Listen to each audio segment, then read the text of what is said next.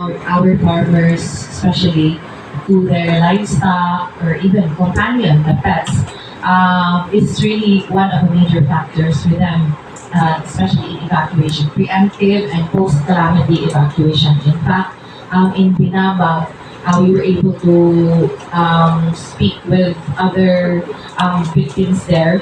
They refused living in the tent city because they have livestock. And also, this is verified by the Philippine Red Cross camp manager that as much as they'd like to accommodate, mainly their energy is focused on human refugees.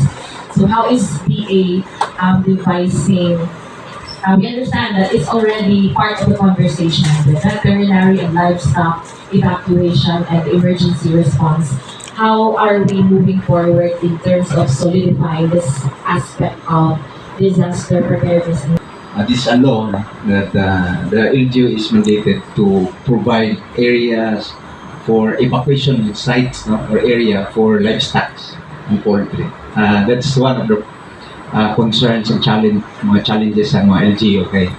As you mentioned, mga attacks mo kay sila niya. Di ko na sila mukuyog, mudog, yun na sila mga hayupan.